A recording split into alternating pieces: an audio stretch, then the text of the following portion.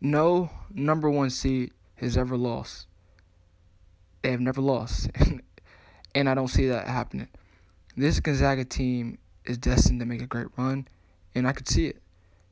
Obviously Chet, he gets a lot of attention, but this is a team that has tasted defeat last year. And the defeat came at the hands of a national championship after getting just taken apart by Baylor, who had a great team. They had a really great team. Davion Mitchell, Jared Butler, great team last year. But this is a new year. And this team, they're a year more mature. Andrew Nembhard, averaging 11 a game, almost 6 assists is terrific. Timmie's back, and on top of that, you add a great player in Chet. I know they lost Jalen Suggs, but Timmie and the rest of these veterans on their team, they're gonna be vital.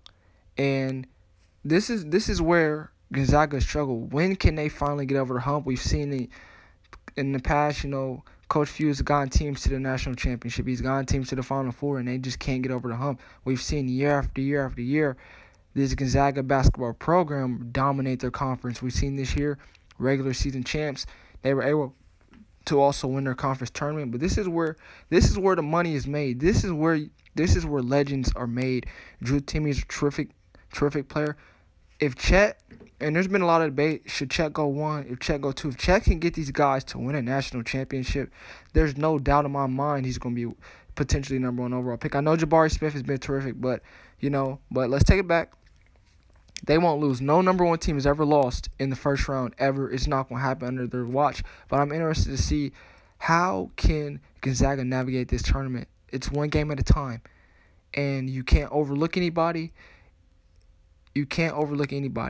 And the biggest key for me is how can Chet Holmgren lift this team? Can he lift them up? This is a team, they were in the national championship last year, and I don't want to put it all on the freshmen, but this team, they were there last year. Can they get back to it? And a big key is Chet. He's going to have to dominate. He's going to have to dominate the glass. He's going to have to hit his threes. Now for Chet, I believe he can do it. He's a terrific player. But the biggest thing is he's shooting over 40% from 3, which is terrific. His free throw percentage has got to be a little bit better. He has to knock his free throws down. If he can knock his free throws down, because he only has 75%, you want to see 80, 83 from him. It's okay, he's a freshman, but if he's going to have to make his free throws, I think the three-pointer is going to be falling. 40%, on a year is terrific. I think he can do it.